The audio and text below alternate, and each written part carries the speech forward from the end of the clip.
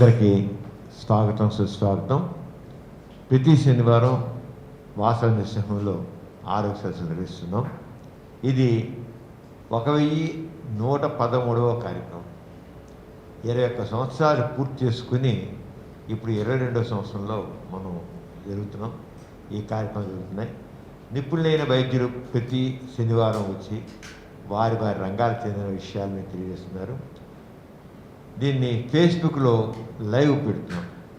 సమరం గోపరాజు అనే అకౌంట్లో ఇది లైవ్ వస్తుంది. అలాగే యూట్యూబ్లో ఇవాళ యూనికల్లా యూట్యూబ్లో మరి మొత్తం టోటల్గా స్లైడ్స్ అన్నీ వస్తాయి. అంచేత ఫేస్బుక్ ఫ్రెండ్స్ మిమ్మల్ని కోరేది ఏంటంటే మీరందరూ కూడా ఏదైనా డౌట్స్ ఉన్నట్లయితే ఆ డౌట్స్ని పోస్ట్ చేయండి. డాక్టర్ గారు ప్రసంగం అయిపోయాక మీకు తెలియజేస్తారు. అలాగే మీరు ఈ ప్రోగ్రామ్ని షేర్ చేయండి, ఫ్రెండ్స్ అందరికీ షేర్ చేయండి. ఎందుకంటే చాలా ఇంపార్టెంట్ ప్రోగ్రామ్. ఇవాళ మాట్లాడుతున్న డాక్టర్ గారు డాక్టర్ శ్రీహర్ష గారు. శ్రీహర్ష గారు వాస్కులర్ సర్జన్. ఇప్పుడు మనం చాలామంది కాళ్ళ మీద నరాలు ఉబ్బాయి, లేకపోతే నరాలు ఉబ్బాయి అని చెప్తుంటారు, వింటుంటారు. చాలామంది కామన్ తెలిసింది నరాలు ఉబ్బు ఉండడం అనేది. ఈ నరాలు ఉబ్బడం ఎందుకు జరుగుతుంది, దాని చికిత్స ఏమిటి, ఏం చేయాలి, దానికి ఎటువంటి చికిత్సలు ఉన్నాయి, ఎటువంటి రకరకాల చికిత్సలు ఉన్నాయి, ఈ చికిత్సలని ఏమిటి ఎలాగ ఉన్నాయి, ఇవన్నీ కొంచెం డీటెయిల్గా చెప్తారు. ఆయన దీంట్లో స్పెషలిస్టు శ్రీహర్ష గారు. ఆయన మాట్లాడే శ్రద్ధగా వినండి. మీకు డౌట్స్ ఇంటి మొత్తం పోస్ట్ చేయండి. ఇప్పుడు శ్రీహర్ష గారిని మాట్లాడుతూ కోరుతున్నాను. అందరికీ నమస్కారం అండి. ముఖ్యంగా నాకు ఈ అవకాశం ఇచ్చిన డాక్టర్ సమరం గారికి, డాక్టర్ మారు గారికి, వాసవి గారి నర్సింగ్ హోమ్ ఇంతకాలం నుంచి హెల్త్ ఎడ్యుకేషన్ ప్రోగ్రామ్ కండక్ట్ చేస్తూ ఎంతమందికో ఉపయోగపడుతున్న కార్యక్రమంలో నాకు అవకాశం ఇచ్చి పాల్గొన్నందుకు ముందు కృతజ్ఞతలు చెప్పుకుంటున్నాను. ఒకటి, రక్తనాళాలు వాటి యొక్క సంబంధిత జబ్బులు. రక్తనాళాలు వీటికి సంబంధించిన జబ్బులు ఇవన్నీ ఏంటంటే చాలా వరకు చాలామందికి దీని మీద అవగాహన లేకపోవటం వల్ల ఆఖరి దశలోకి రావటం, ప్రాణాలు కోల్పోయే పరిస్థితికి రావటం, లేదా దీర్ఘకాలపు పుండులు రావటం వల్ల చాలా ఇబ్బందులు పడుతూ ఉంటారు. సో దీని గురించి అవగాహన తీసుకురావటానికి అసలు దీనికి ఏమేమి వైద్యం ఉంటాయి, ఆధునికమైన వైద్యాలు ఏముంటాయి, ఏ విధమైన పరీక్షలు చేస్తే మనం ఐడెంటిఫై చేసుకోవచ్చు, ఇవన్నీ కూడా మనకు తెలుస్తూ ఉంటాయి. సో ఈవేళ రక్తనాళాల్లో ఉన్న చాలా రకమైన జబ్బుల్లో రక్తం గడ్డగట్టడం అనే ఒక దాని మీద మనం ఈవేళ డిస్కస్ చేద్దాం. రక్తం గడ్డగట్టేదాన్ని డీప్ వెయిన్ థ్రాంబోసిస్ అంటారు. రక్తనాళాలు 2 రకాలు, మంచి రక్తనాళాలు, చెడు రక్తనాళాలు. మంచి రక్తనాళాలు అంటే గుండె నుంచి ఉత్పత్తి అయిన రక్తం, అంటే ఆక్సిజనేటెడ్ బ్లడ్ ప్రతి అవయవానికి తీసుకెళ్లేవి, ఇవి ఆర్టరీస్లో జరిగేది. చెడు రక్తనాళాలు అంటే వెయిన్స్ అని సంబోధిస్తాం. అంటే ఆ ఆక్సిజనేటెడ్ బ్లడ్ ఏ అవయవం అయితే వాడుకుంటుందో మళ్ళీ వెనక్కి గుండెకి తీసుకెళ్లేది వెయిన్స్ అని సంబోధిస్తాం. ఈ వెయిన్స్లో కనుక బ్లడ్ క్లాట్ అయితే, అంటే రక్తం కనుక గడ్డ కడితే దాన్నే డీప్ వెయిన్ థ్రాంబోసిస్ అంటారు. నెక్స్ట్, ఇది ఎవరిలో వచ్చే అవకాశాలు, ఎవరికి ఎక్కువ వచ్చే అవకాశాలు ఉంటాయంటే 40 సంవత్సరాలు పైబడిన వాళ్ళకి, వంశపారంపర్యంగా అంటే ఫ్యామిలీ హిస్టరీ లేదా జెనెటికల్గా ప్రామినెంట్గా ఉండటం వల్ల, స్మోకింగ్ చేసే వాళ్ళకి, ఆల్కహాల్ అలవాటు ఉన్న వాళ్ళకి, oral contraceptive pills, hormonal pills తీసుకున్న వాళ్ళల్లో, ఇంతవరకు బ్లడ్ క్లాట్ అయిన డిసీజ్ ఉన్న వాళ్ళకి, చిన్న వయసులో కానివ్వండి, మధ్య వయసులో కానివ్వండి, ఈ అధిక బరువు, ఒబిసిటీ, సెడెంటరీ లైఫ్ స్టైల్, వీళ్ళన్నింటిలోనూ రక్తం గడ్డగట్టే తత్వం మామూలు మనిషి కన్నా, సగటు మనుషుల కన్నా వీళ్ళకి ఎక్కువగా ఉండటం జరుగుతుంది. సో ఇందులో 2 విషయాలు, రక్తనాళం పాడవటం, రక్తం గడ్డగట్టే తత్వం రక్తంలో ఉండటం, ఈ 2 కారణాల వల్ల రక్తం గడ్డగట్టడం అనేది జరుగుతుందని మనం అర్థం చేసుకోవాలి. ఇందులో ప్రెగ్నెన్సీ వాళ్ళల్లో హార్మోనల్ బ్యాలెన్సెస్ ఆల్టర్ అవటం వల్ల, కొన్ని హార్మోన్స్ అగ్రిగేట్ అవటం వల్ల, ఆ మూత్రపిండం పెరగటానికి కావాల్సిన హార్మోన్స్ వల్ల, అధిక బరువు వల్ల, గర్భసంచి పెరగటం వల్ల, రక్తనాళాలు నొక్కుకోవటం వల్ల కూడా డీవీటీ వచ్చే అవకాశం ఉంటుంది. అది కాకుండా ఒబిసిటీలో కూడా అదే కారణం. అధిక బరువు వల్ల, హార్ట్ పంపింగ్ సరిగ్గా లేకపోవటం వల్ల కూడా బ్లడ్ క్లాట్ అయ్యే తత్వం ఉంటుంది. హార్మోనల్ పిల్స్, పిల్లలు పుట్టకుండా హార్మోనల్ రీప్లేస్మెంట్ థెరపీలు, పిల్లలు పుట్టడానికి వాడే హార్మోనల్ రీప్లేస్మెంట్ థెరపీల వల్ల కూడా బాడీలో ఉన్న ఎంజైమ్స్ ఆల్టర్ అవటం వల్ల రక్తం గడ్డగట్టే తత్వం రావడం జరుగుద్ది. ఇవన్నీ కూడా బ్రీఫ్గా, అంటే సగటులో ఈ కేటగిరీలో ఉన్న మనుషులందరూ, లేకపోతే ఈ కేటగిరీలో ఉన్న వాళ్ళల్లోకి రక్తం గడ్డే తత్వం ఉంటుందని మనం అర్థం చేసుకోవటం చాలా ఇంపార్టెంట్. సో నెక్స్ట్ ఏంటంటే 3 కారణాలు. ఒకటి, రక్తం గడ్డగట్టే తత్వం ఉండటం, అది ఎవరిలో ఉంటుంది? రీసెంట్గా సర్జరీ అయిన వాళ్ళల్లో, అంటే సర్జరీ అయిన 1, 2, 3 రోజుల్లో, దీర్ఘకాలంగా సర్జరీ అయిన వాళ్ళల్లో, ప్రెగ్నెన్సీ తర్వాత ఇన్ఫెక్షన్, రక్తంలో ఇన్ఫెక్షన్, సెప్సిస్ లాంటి, అంటే రక్తంలో కనుక ఇన్ఫెక్షన్ కంటెంట్ పెరగట్టే, అంటే బ్యాక్టీరియల్ కానీ వైరల్ కానీ ఏ ఇన్ఫెక్షన్స్ పెరిగినా కూడా రక్తం గడ్డగట్టే తత్వం ఉంటుంది. అవన్నీ కాకుండా auto immune diseases, rheumatoid factors, ఇవన్నీ చాలా కండిషన్స్లోనే రక్తం గడ్డగట్టే తత్వం ఉండటం, అది మొదటిది. దాన్నే హైపర్ కోయాగ్యుబిలిటీ స్టేట్ అని సంబోధిస్తాం. రెండవది వాస్కులర్ డ్యామేజ్, అంటే రక్తనాళం దెబ్బతింటాం. ఫస్ట్ యాక్సిడెంట్లు అవ్వటం, లేదా కాళ్ళల్లో ఇన్ఫెక్షన్స్ ఉండటం వల్ల అది రక్తనాళంలో పాకటం వల్ల ఆ నాడి యొక్క రక్తనాళం యొక్క మొత్తం స్ట్రక్చర్ దెబ్బతిండటం, లేదా లోపలికి కెథటర్లు కానివ్వండి, వెయిన్స్లోకి లోపలికి సూదులు పెట్టడం వల్ల కానివ్వండి, ఏ కారణాలైనప్పటికీ రక్తనాళం కనుక దెబ్బతింటం వల్ల వచ్చే రక్తపు గడ్డ, అది రెండో కారణం. మూడోది, అన్నిటికన్నా ఇది మోస్ట్ కామన్, హాస్పిటల్లో అడ్మిట్ అయిన పేషెంట్లలో సర్క్యులేషన్ సరిగ్గా జరగకపోవటం, అంటే బెడ్ రిడన్ పేషెంట్స్, అధిక కాలంగా మంచం మీద ఉన్న వాళ్ళల్లో రక్తస్రవణం సరిగ్గా అవ్వకపోవటం వల్ల రక్తం గడ్డగట్టడం. ఇది కాకుండా కంజనైటల్ అబ్నార్మాలిటీస్, అంటే లివర్లో కానివ్వండి, కిడ్నీల్లో కానివ్వండి, రక్తంలోనే ఉన్న రసాయనాల్లో కానివ్వండి, ఎంజైమ్స్ డెఫిషియన్సీ ఉండడం వల్ల కూడా రక్తం గడ్డగట్టే తత్వం రావటం. ఇది కాకుండా ఏంటంటే అన్నిటికన్నా మోస్ట్ ఇంపార్టెంట్ ప్రొలాంగ్ ట్రావెలింగ్, ఇది ఇందులో లేదు. అంటే ఏంటంటే 4 గంటల కన్నా ఎక్కువ ప్రయాణం చేసేవాళ్ళు, అంటే 1 రోజు 2 రోజులు కాదు, వాళ్ళు వృత్తిరీత్యా ఎక్కువ ప్రయాణం చేసే వాళ్ళల్లో, అది ఫ్లైట్ అవ్వచ్చు, కారులో అవ్వచ్చు, ఏదైనా 4 గంటల కన్నా ఎక్కువ ప్రయాణం చేసే వాళ్ళల్లో రక్తం స్రవణం స్లో అయిపోవటం జరుగుద్ది, ఆ కదలిక లేకపోవటం వల్ల. సో వాళ్ళకు కూడా ఆల్రెడీ రక్తనాళాల్లో ఇబ్బందులు తెలియకుండా ఉన్న వాళ్ళల్లో రక్తం గడ్డగట్టే తత్వం ఉండటం జరుగుద్ది. సో ఈ 3 కారణాల వల్ల రక్తం బాడీలో గడ్డగట్టడం వల్ల ఆ గడ్డ ఎక్కువగా లాంగ్ వెజల్స్, అంటే కాళ్ళల్లోనే ఎక్కువ రావటం జరుగుద్ది. ఈ కాళ్ళ భాగంలో ఉన్న రక్తనాళాల్లో గడ్డ కట్టితే దాన్ని డీప్ వెయిన్ థ్రాంబోసిస్ అంటాం. ఆ గడ్డ కనుక చెదిరి ఊపిరితిత్తుల్లోకి కానీ గుండెల్లోకి కానీ వెళ్తే దాన్ని పల్మనరీ ఎంబాలిజం అంటాం. పల్మనరీ అంటే ఏంటంటే ఊపిరితిత్తుల్లో సంబంధించిన రక్తనాళాల్లో ఎంబాలిజం అంటే ఏంటంటే గడ్డ చెదిరి ఒక చోట నుంచి ఇంకో చోటని వెళ్ళేదాన్ని ఎంబాలిజం అంటాం, అంటే ట్రావెల్ అవుతుంది అన్నమాట. ఇలా ఊపిరితిత్తుల్లోకి గుండెల్లోకి వెళ్ళిన గడ్డ ఇమీడియట్గా ప్రాణం పోయే అవకాశం ఉంటుంది. అందుకే సగటున 100 మందికి డీవీటీ కనుక డయాగ్నోస్ అయితే ఇప్పటికీ 10 నుంచి 15 మంది ఆ డయాగ్నోసిస్తో చనిపోవటం జరుగుతుంది. Most of the hospital deaths, అంటే హాస్పిటల్ ఐసీయూలో సడన్గా ప్రాణం పోవటానికి one of the most common cause ఏంటంటే పల్మనరీ ఎంబాలిజం, అంటే రక్తపు గడ్డ చెదిరి ఊపిరితిత్తుల్లోకి వెళ్ళటం. ఇది రీసెంట్గా జరిగిన స్టడీస్లో ప్రపంచంలో జరిగిన డెత్స్ అన్నిటిల్లో 21 కాడి నుంచి 39% వరకు ఇదే కారణమని అటాప్సీ ద్వారా బయటికి రావడం జరిగింది. సో ప్రీవియస్గా జరిగిన స్టడీస్లో యుఎస్లో సగటున యాన్యువల్లీ, అంటే ఒక సంవత్సరపు కాలంలో 3,50,000 నుంచి 4 లక్షల మంది డీవీటీకి కానీ పల్మనరీ ఎంబాలిజం కానీ డయాగ్నోస్ జరగటం జరుగుతుంది.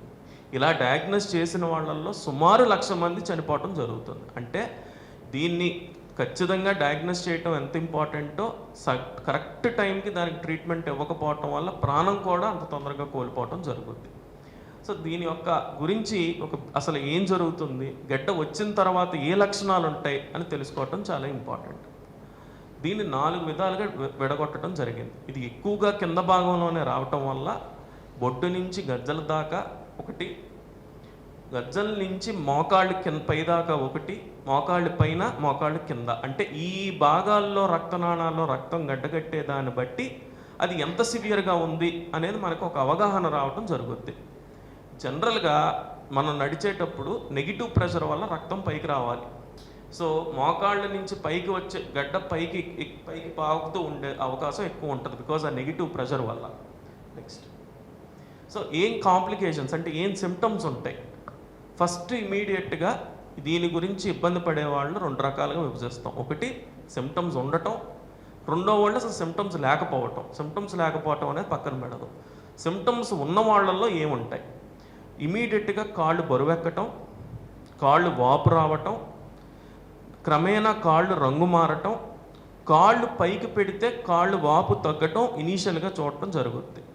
రాత్రిపూట కాళ్ళు పైకి పెట్టినా లేకపోతే కాళ్ళు పైకి పెట్టుకున్న వాపు తగ్గకపోవటం అనేది గడ్డ ఆల్రెడీ పైకి పాకుతుందని అర్థం. సో మోస్ట్ ఇంపార్టెంట్ థింగ్ ఏంటంటే కాళ్ళు నడిచినప్పుడు కానీ ఏదైనా పని చేసినప్పుడు కానీ బాగా వాసిపోవటం, విపరీతమైన నొప్పి రావటం, కూర్చున్న వెంటనే తగ్గటం అనేది ఫస్ట్ స్టెప్. రెండో స్టెప్ ఏంటంటే రెస్ట్ తీసుకున్నా కూడా వాపు తగ్గకపోవటం. ఇక మూడో స్టెప్ ఏంటంటే అంటే మూడో దశకి వెళ్ళేపాటికి రక్తనాళాలు అన్నిటిలోనూ గడ్డగట్టడం వల్ల నిదానంగా స్కిన్ యొక్క కలర్ మారిపోవటం. ముందు ఎరుపు అంటే ఫ్లెగ్మేషియా, అది క్యురేలియా డోలెన్స్ అంటాం. క్యురేలియా అంటే ఎరుపు రంగు. ఆ చిన్న చిన్న రక్తనాళాలు చర్మంలో ఉన్నాయి కూడా గడ్డగట్టడం వల్ల రంగు అంతా మారిపోవటం జరుగుతుంది. ఇక ఆఖరి దశలో కంప్లీట్గా రక్తస్రావణం అయిపోయిన తర్వాత లోపల కండరాల్లో జీవం తగ్గిపోవటం వల్ల ఎరుపు నుంచి తెలుపు రంగులోకి మారిపోవటం జరుగుతుంది. ఇది ఆఖరి దశ. సో మొదటి దశలోనే అంటే ఏదైనా చిన్న పని చేస్తున్నా, కాళ్ళు వాస్తున్నా, వాపులు తగ్గకపోతున్నా ఇమీడియట్గా దానికి ఎందుకు కారణం అనేది తెలుసుకోవటం చాలా అవసరం. నెక్స్ట్, ఇది పోస్ట్ థ్రాంబోటిక్ సిండ్రోమ్. అంటే చాలామంది ఏమనుకుంటామంటే గడ్డ వచ్చింది, గడ్డ తగ్గింది. గడ్డ తగ్గిన తర్వాత కూడా రక్తనాళంలో శాశ్వతంగా మార్పులు రావటం జరుగుతాయి. ఆ మార్పుల వల్ల ఆ గడ్డ ఎక్కడైతే ఉండి కరుగుతుందో అక్కడ రక్తనాళం గట్టిగా అయిపోయి ఫైబ్రోజ్ అయిపోయి మూసుకుపోవటం జరుగుతుంది. దానివల్ల గడ్డ కరిగిపోయినప్పటికీ శాశ్వతంగా దీర్ఘకాలంగా కొన్ని సమస్యలు ఉంటాయి. అది కాళ్ళు వాయటం, కాళ్ళ రంగులు మారటం, ఇంకా ఆఖరి దశలో పుండ్లు పడటం. ఈ 3 పోస్ట్ థ్రాంబోటిక్ సిండ్రోమ్ అని పేరుని అంటాం. సిండ్రోమ్ అంటే కలయిక. ఈ 3 లక్షణాలు కనుక డీవీటీ పేషెంట్స్లో కనుక కనిపిస్తున్నాయంటే లోపల రక్తనాళం కూడా శాశ్వతంగా పాడైంది అని మనం అర్థం చేసుకోవటం చాలా అవసరం. సో ఇది బ్లడ్ క్లాట్ అయిన వాళ్ళల్లో 7 నుంచి 82% వరకు కూడా ఈ లక్షణాలు కనిపిస్తాయి. బ్లడ్ క్లాట్ అంటే కేవలం రక్తం గడ్డకట్టడమే కదా.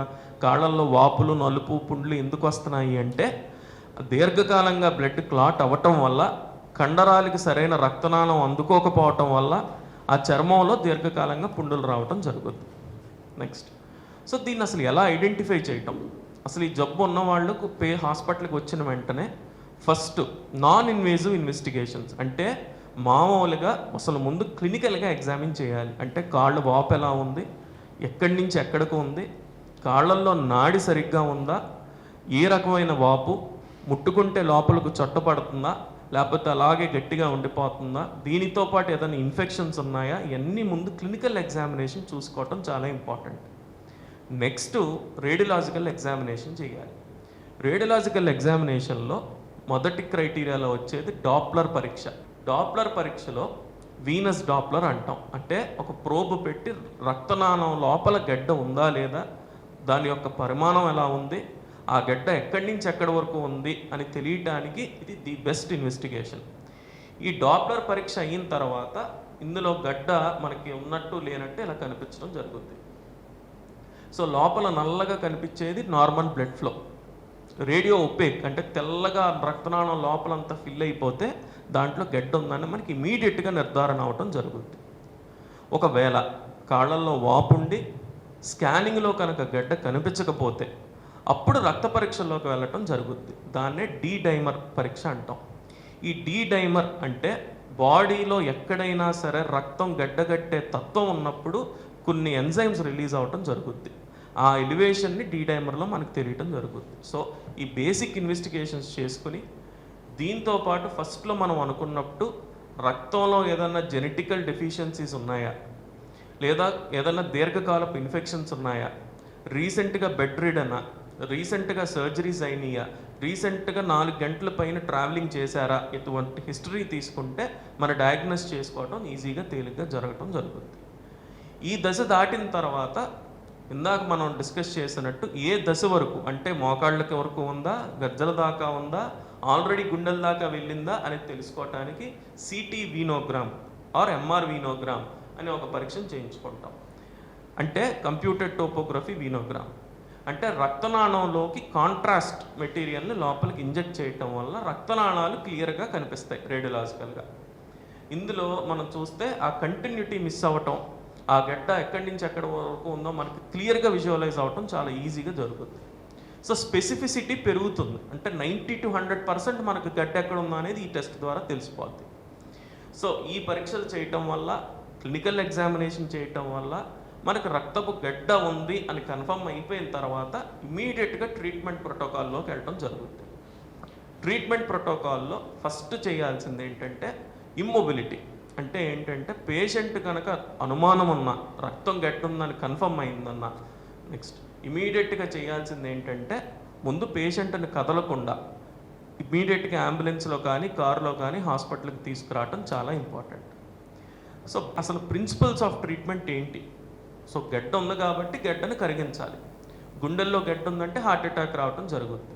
మెదడులో బ్లడ్ క్లాట్ అయిందంటే పెరాలిసిస్ వచ్చి ఏ అయితే బ్రెయిన్ ఇన్వాల్వ్ అయిందో స్ట్రోక్ రావడం జరుగుతుంది. సో ఇప్పుడు గడ్డ చెడు రక్తనాళాల్లో ఉంది కాబట్టి ఆ గడ్డను కరిగించటం మన ప్రిన్సిపల్ ఆఫ్ ట్రీట్మెంట్. సో గడ్డను కరిగించడానికి ఏమేం మెథడ్స్ ఉన్నాయనేది ఇప్పుడు నేను మీకు చెప్తాను. సో ఇది కనుక సరిగ్గా ఐడెంటిఫై చేయకపోతే, నేను చెప్పినట్టు ఈ టెస్టులన్నీ చేసి క్లినికల్ ఎగ్జామినేషన్ చేయకుండా రోజులు 1, 2, 3 రోజులు పెరిగిన కొద్దీ వాపు ఉన్నప్పుడు 25% ఆఫ్ ద పేషెంట్, అంటే 100లో 24 మందికి బ్లడ్ క్లాట్ చెదిరి ఊపిరితిత్తులోకి వెళ్ళే అవకాశం ఉంది. 4.5% అంటే 100లో 4 నుంచి 5% మందికి చనిపోయే అవకాశం కూడా ఉంటుంది. సో దీని డయాగ్నోస్టిక్ క్రైటీరియా, దీని గురించి అర్థం చేసుకోవటం మెడికల్గా కామన్ పీపుల్కి కూడా చాలా ఇంపార్టెంట్. నెక్స్ట్, సో ఒక్కసారి బెడ్ రెస్ట్ ఇచ్చిన తర్వాత ఏమవుతుంది అంటే, ఎప్పుడైతే మనం నడుస్తామో బాడీకి కానీ కాళ్ళకి కానీ రక్తం కావాల్సిన అవసరం పెరుగుద్ది. ఎప్పుడైతే రెస్ట్లో ఉంచుతామో ముందు రక్తం ప్రసరణ స్లో చేయడం జరుగుద్ది. తర్వాత కాళ్ళని పైకి పెట్టడం జరగాలి 35 degrees to 40 degrees. దీన్నే ట్రెండ్లన్బర్గ్ పొజిషన్ అంటాం. ఎప్పుడైతే అలా కాళ్ళు పైకి పెడతామో చుట్టూ ఉన్న వాపు తగ్గి చెడు రక్తనాళాల్లో రక్తం మళ్ళీ వెళ్ళటం మొదలవుతూ ఉంటుంది. ఎప్పుడైనా సరే కాళ్ళు కిందకి వేలాడి తీసుకుని కానీ, కిందకి బరువు పెట్టడం కానీ, కింద కూర్చోవటం కానీ, ఇవన్నీ సాధ్యమైనంత వరకు అవాయిడ్ చేయటం చాలా ఇంపార్టెంట్. ఇది బేసిక్ థింగ్స్, ఇంట్లో చేయాల్సిన విషయాలు. చాలామంది కంగారు పడిపోయి కాళ్ళు నొక్కటం, లేదా ఇంకొకళ్ళతో గట్టిగా నొక్కించుకోవటం, దానికి ఏదైనా ఆయిల్స్ అన్ని అప్లై చేయటం వంటివి చాలా ప్రమాదం. ఎందుకు ప్రమాదం అంటే, ఆ నొక్కటం వల్ల గడ్డ అక్కడి నుంచి మనం ఫిజికల్గా చెదిరి గుండెల్లోకి వెళ్ళే ప్రమాదం ఉండటం వల్ల. సో ఖచ్చితంగా కాళ్ళను ముట్టుకోకుండా కాళ్ళని పైకి పెట్టుకోవటం అనేదే first precaution. Next level of management ఏంటంటే, అంటే నేను మందులు ఇవన్నీ కాకుండా జాగ్రత్తలు తీసుకుని ఒకసారి గడ్డ కనుక కన్ఫర్మ్ అయినా, లేకపోతే హాస్పిటల్లో ఎక్కువ కాలం ఉన్న వాళ్ళకి, లేకపోతే ఎక్కువ టైం ప్రయాణం చేసే వాళ్ళకి కంప్రెషన్ స్టాకింగ్స్ అంటాం. స్టాకింగ్స్లో చాలా రకాలు ఉంటాయి. ప్రొఫైలాక్టిక్ స్టాకింగ్స్, ఆల్రెడీ డీవీటీ వచ్చిన వాళ్ళకి రకరకాల స్టాకింగ్స్ ఉంటాయి. సో స్టాకింగ్స్ వేసుకోవటం వల్ల రక్త ప్రసరణ కూడా ఫాస్ట్ అవటం జరుగుద్ది. దీనికి గ్రేడెడ్ కంప్రెషన్ స్టాకింగ్స్ అంటాం. గ్రేడెడ్ అంటే ఏంటంటే, కింద మడం కాడి నుంచి పైన తొడభాగం దాకా డిఫరెంట్ ప్రెషర్స్ పడతా ఉంటుంది. ఆ టెక్నాలజీ ఆఫ్ స్టాకింగ్స్ ప్రిపరేషన్లోనే అది ఇమిడి ఉండటం జరుగుద్ది. ఎక్కువ ప్రెషరు యాంకిల్ దగ్గర, పాదం దగ్గర ఉంటుంది. గ్రాడ్యువల్గా పిక్కల దగ్గరికి వచ్చేపాటికి 70% ఉంటుంది, మోకాళ్ళ దగ్గరికి వచ్చేపాటికి 50% ఉంటుంది. ఇది ఎందుకు ఇలా గ్రాడ్యుయేటెడ్ స్టాకింగ్స్ అంటామంటే, మనిషి నడిచేటప్పుడు 2 కాళ్ళ మీద పర్ఫరేటర్స్ అని ఉంటాయి. అంటే రక్తం ఒక లెవెల్ నుంచి పైకి లెవెల్కి వచ్చిన తర్వాత కిందకి రాకుండా ఆపటానికి వాల్వ్స్. పర్ఫరేటర్స్ అంటే పెద్ద రక్తనాళం నుంచి చిన్న రక్తనాళం వరకు కమ్యూనికేట్ చేసే బ్రిడ్జెస్ లాంటివి. ఇవి పాదంలోనే ఎక్కువ ఉంటాయి, అందుకనే కింద నుంచి పైకి ప్రెషర్ డౌన్ చేస్తూ ఉంటారు. ఈ స్టాకింగ్స్ వేసుకోవటం వల్ల, ప్రొఫైలాక్టిక్ స్టాకింగ్స్ ఐసీయూలో ఉన్న వాళ్ళకి హాస్పిటల్స్లో వేసుకున్నవటం వల్ల, ప్రెగ్నెన్సీ ఉమెన్లో కూడా జాగ్రత్తగా కంప్రెషన్ స్టాకింగ్స్ వాడటం వల్ల అసలు డీవీటీని రాకుండా కూడా మనం నివారణ చేసుకోవచ్చు.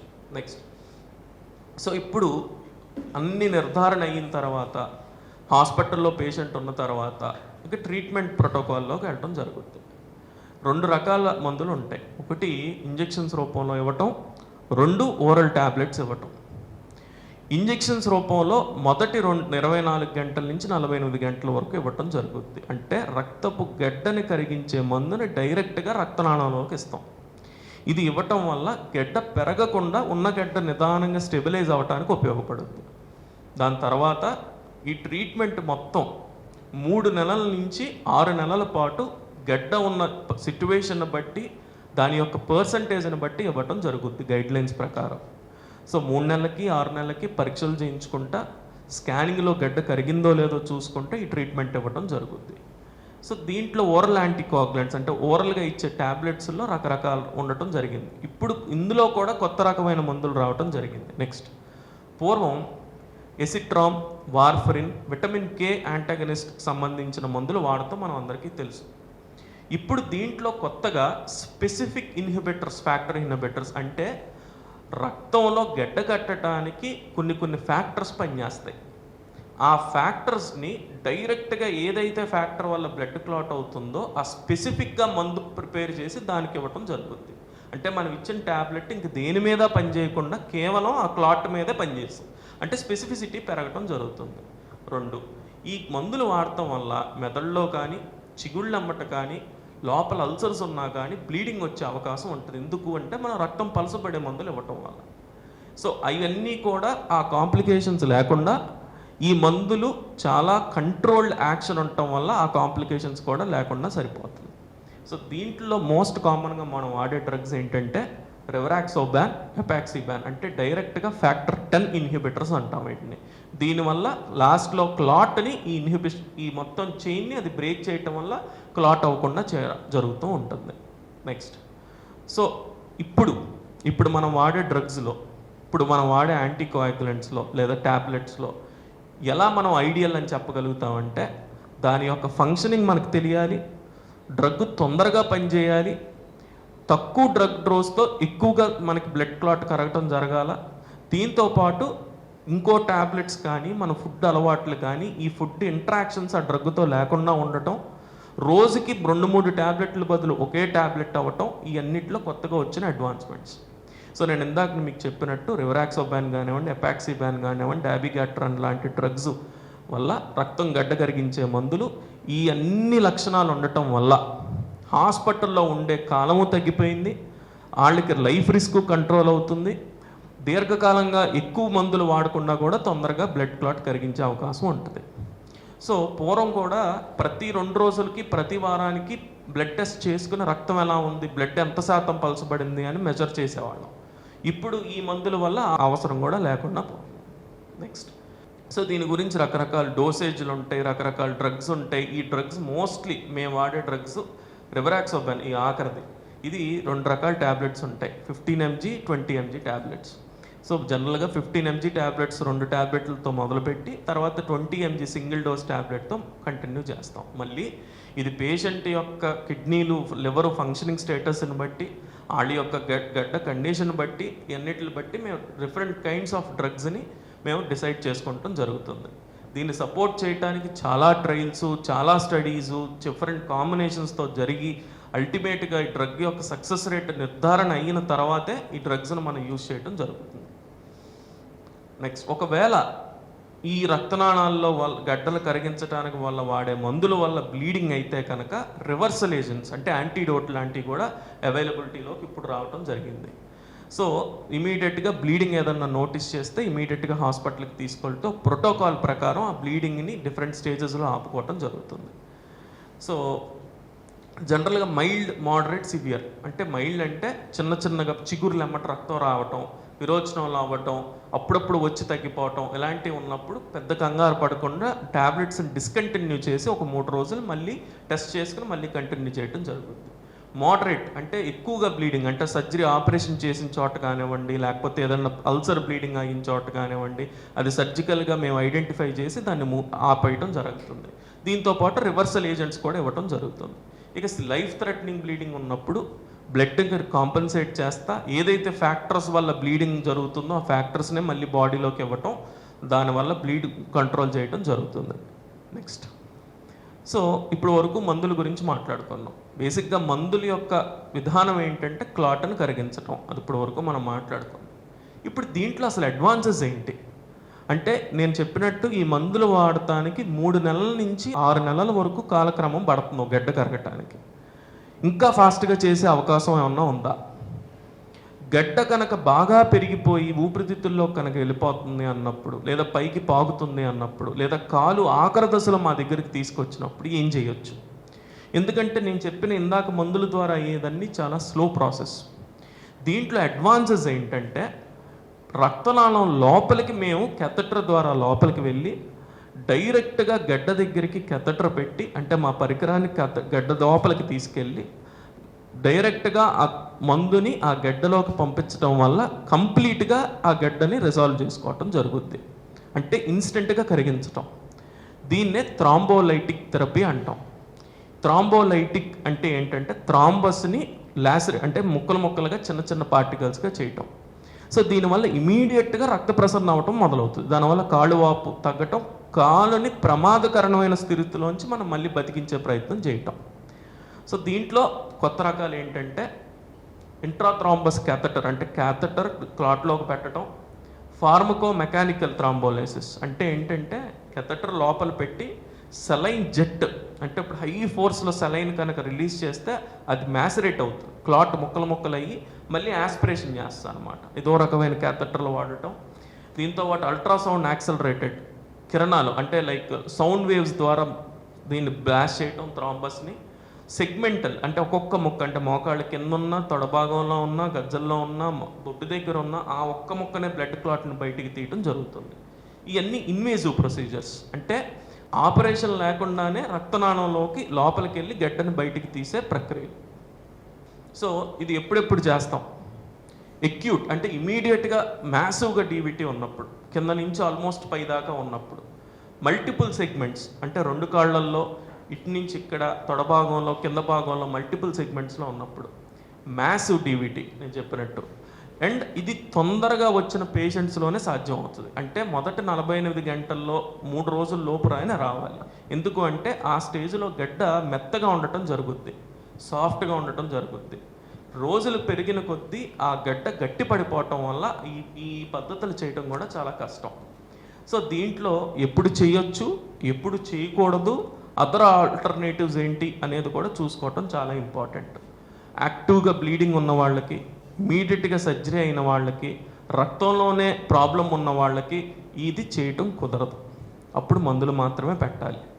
ఒకవేళ ఎప్పుడు పెట్టచ్చు అంటే ఆపరేషన్ అయి 10 days అయిన వాళ్ళకి, బ్లడ్ క్లాట్ వల్ల లోపల కాళ్ళు పాడైపోయిన వాళ్ళకి మాత్రమే ఇది చేయటం జరుగుతుంది. నెక్స్ట్, సో ఇప్పుడు ఈ చార్ట్లో జస్ట్ మేము వాడే రకరకాల డ్రగ్స్, దాని యొక్క పనితీరు జరగటం జరుగుద్ది. సో ఇందులో ఏంటంటే ఇది సైకిల్. ఇక్కడి నుంచి బ్లడ్ ప్లాస్మిన్ కింద కన్వర్ట్ అయ్యి దీన్ని ఫైబ్రిన్ డీగ్రేడేషన్ ప్రొడక్ట్స్ అవటం వల్ల బ్లడ్ క్లాట్ అవటం జరుగుద్ది. సో మేము వాడేది మోస్ట్ కామన్గా యూరోకైనేజ్ అనే డ్రగ్గు, దాని తర్వాత స్ట్రెప్టోకైనేజ్ అనే డ్రగ్గు. ఈ డ్రగ్స్ ఏం చేస్తాయంటే ప్లాస్మినోజన్ని ప్లాస్మిన్ కింద కన్వర్ట్ చేయడాన్ని ఇన్హిబిట్ చేయటం వల్ల ఈ ఫైబ్రిన్ డీగ్రేడేషన్ ప్రొడక్ట్స్ రావటం వల్ల బ్లడ్ క్లాట్ అవ్వకుండా ఆపుద్ది. మెయిన్ దీని యొక్క ప్రిన్సిపల్ ఇది. నెక్స్ట్, సో ఇది ఇచ్చినప్పుడు కంటిన్యూస్గా హాస్పిటల్లో ఉండాలి. ప్రతి 4 గంటలకి 6 గంటలకి బ్లడ్ ఎవాల్యుయేషన్ చేసుకోవాలి.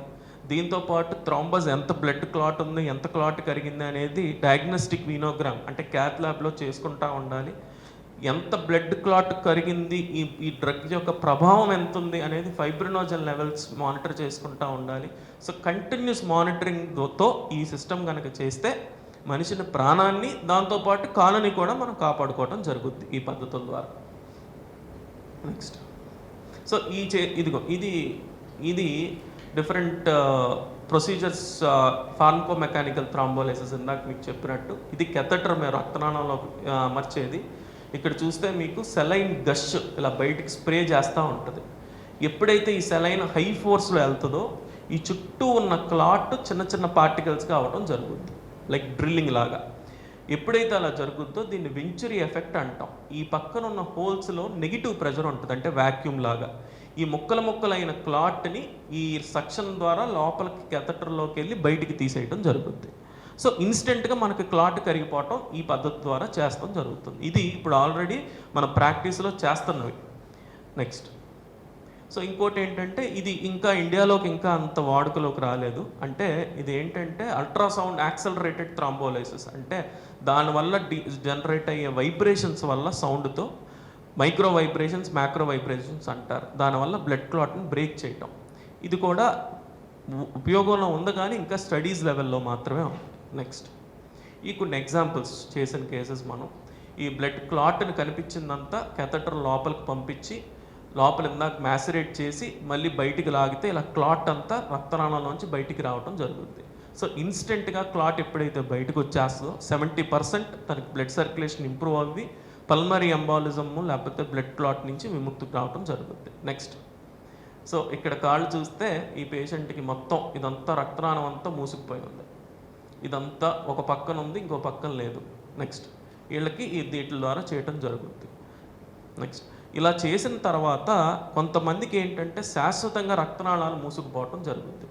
అదే నేను మీకు చెప్పింది, దీనివల్లే సిండ్రోమ్ వస్తుంది, పోస్ట్ ఫ్లెబైటిక్ సిండ్రోమ్. బ్లడ్ క్లాట్ అయ్యి కరిగి ఇలా సన్నగా మూసుకుపోయి ఫైబ్రోజ్ అయిపోవటం జరుగుతుంది. ఇలా మూసుకుపోయి నాటడం వల్ల ఆ కాళ్ళల్లో మళ్ళీ రక్తం గడ్డకట్టే అవకాశం ఉంటుంది, ఎందుకంటే కంటిన్యూటీ లేకపోవటం వల్ల. సో కంటిన్యూటీని మళ్ళీ మనం క్రియేట్ చేయాలి. ఆ రోడ్డుని మన బ్లాక్ను మనం క్లియర్ చేసుకుంటేనే మళ్ళీ అన్నీ అలాగెళ్తాయి. సో ఎగ్జాక్ట్గా ఆ బ్లాక్ను మనం క్లియర్ చేయాలి.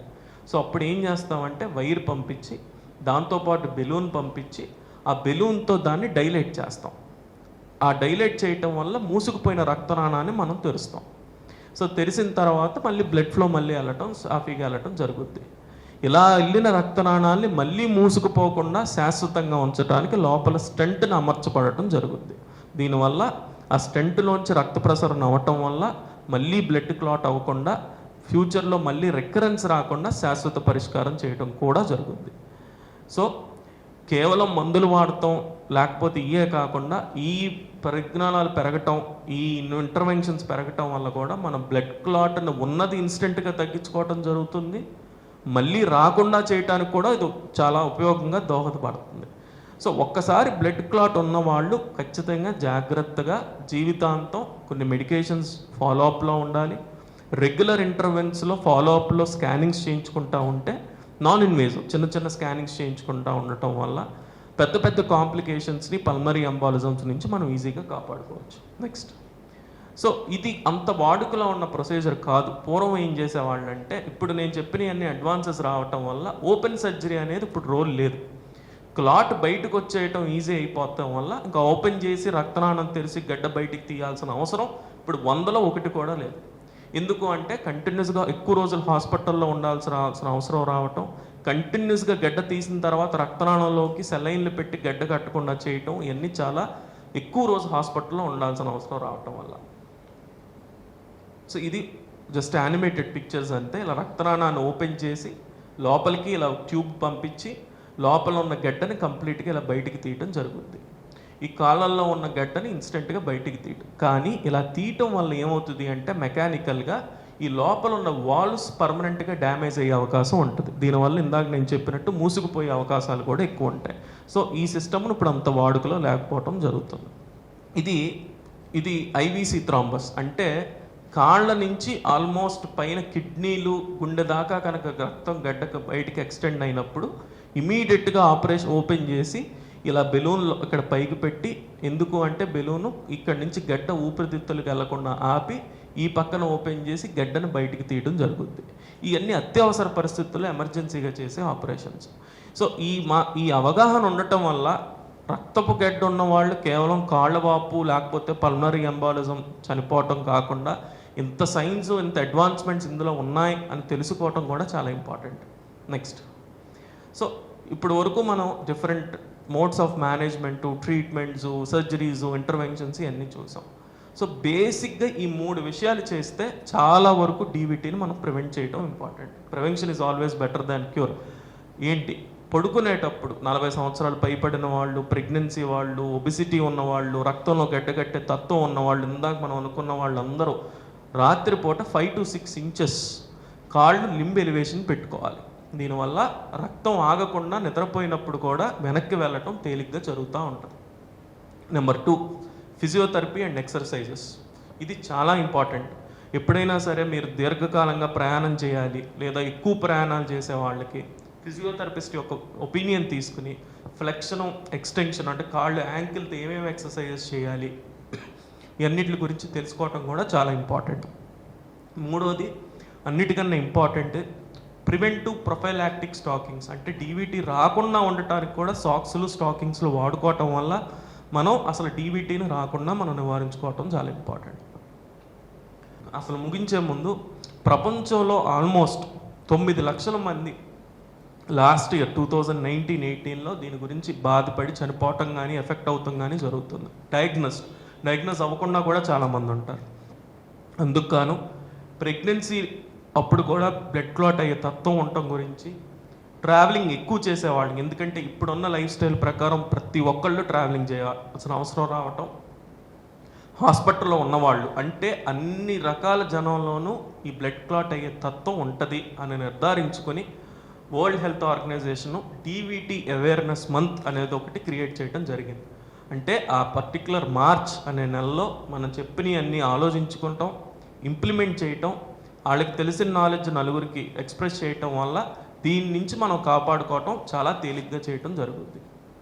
అంతేకాకుండా ఈ సమయంలో మోస్ట్ ఇంపార్టెంట్ థింగ్ ఏంటంటే కోవిడ్-19కి డీవీటీకి చాలా దగ్గర సంబంధం ఉంది.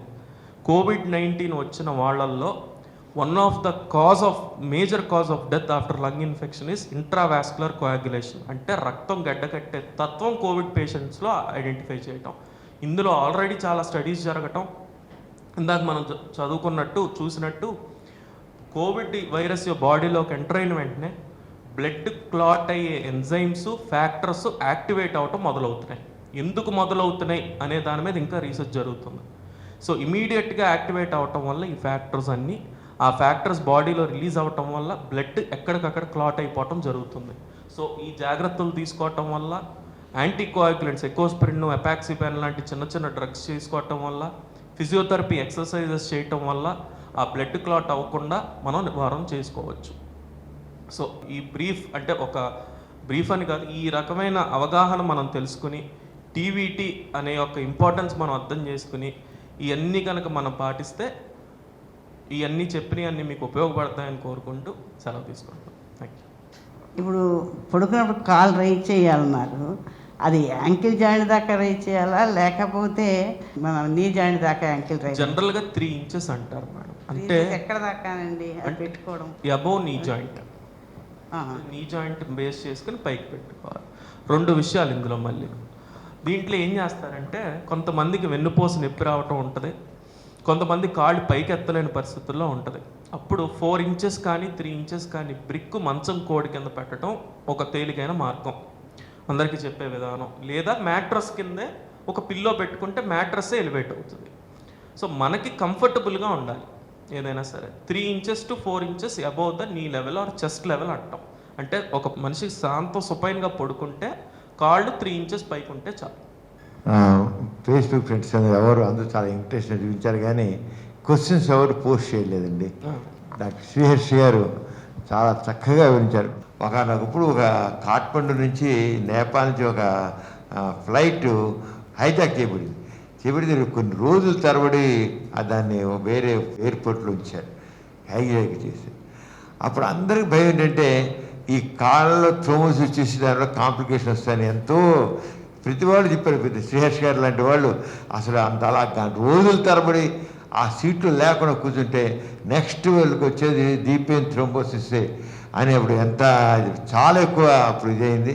అలాగే ఇప్పుడు మనకి కరోనాలో అలాగే బ్లడ్ క్లాట్స్ ఏర్పడుతున్నాయి, దీనివల్ల అవుతుంది. డెత్స్ రావడం దానివల్ల వస్తుందండి. చాలా డెత్స్ కూడా జరుగుతున్న కూడా క్లాట్స్ ఏర్పడబట్టే ఈ విషయాన్ని చాలా స్పష్టంగా చెప్పారు డాక్టర్ గారు. మరి ఎవరు క్వశ్చన్స్ పంపించలేదు కనుక మీరందరూ సరే రేపు మళ్ళీ కంప్లీట్గా మేము యూట్యూబ్లో ఇవాళ సాయంత్రం మీకు వచ్చేస్తుంది, యూట్యూబ్లో మొత్తం మీరు ప్రసంగం వచ్చేస్తుంది, అందరూ చూడాలని కోరుతున్నాను. డాక్టర్ మారు గారు అందరూ సంప్రదించి చేస్తారు. డాక్టర్ శ్రీహర్ష గారు చాలా థ్యాంక్స్ అండి. ఈ డీవీటీ గురించి అవేర్నెస్ లేదు, మీరు అన్నట్టు అసలు ఆ విషయమే తెలియదు. డీవీటీ అంటే ఏమిటి, మనకి ఇలా వస్తుంది అన్న విషయం తెలియదు. ఇప్పుడు కోవిడ్లోనే చాలా వరకు బ్లడ్ క్లాట్స్ వస్తున్నాయని వింటున్నాం, కానీ తక్కువైంది తెలియకుండానే ఉన్నాయి. ఆ విషయం కూడా మీరు చాలా బాగా చెప్పారు. చాలా థ్యాంక్స్ అండి. మీరు బిజీగా ఉన్నా వచ్చి ఈ విషయాన్ని ఇంత బాగా చెప్పినందుకు మీకు అందరి తరఫున థ్యాంక్స్ తెలియజేస్తున్నాను. మళ్ళీ వచ్చే శనివారం అంటే మే 22 డాక్టర్ ఓలాస్ గోరా గారు ఫిజియోథెరపిస్ట్. ఆయన COVID-19 physiotherapy during and after. అంటే ఏంటంటే మనకి కోవిడ్ వచ్చాక, కోవిడ్ వచ్చిన టైంలో ఇది చాలా వరకు లంగ్స్కి సంబంధించిన డిసీజ్ కనుక ఎటువంటి ఎక్సర్సైజ్ చేయాలి, కోవిడ్ అయిపోయిన తర్వాత ఎటువంటి ఎక్సర్సైజ్ చేయాలి, లంగ్స్ కానీ మన జనరల్గా బాడీకి. ఇప్పుడు డాక్టర్ గారు కూడా చెప్పారు ఫిజియోథెరపీ ప్రాధాన్యత గురించి. వాటి గురించి డాక్టర్ ఓలాస్ గోరా గారు మాట్లాడతారు. వచ్చే శనివారం మనందరం కలుద్దాం. Thank you very much.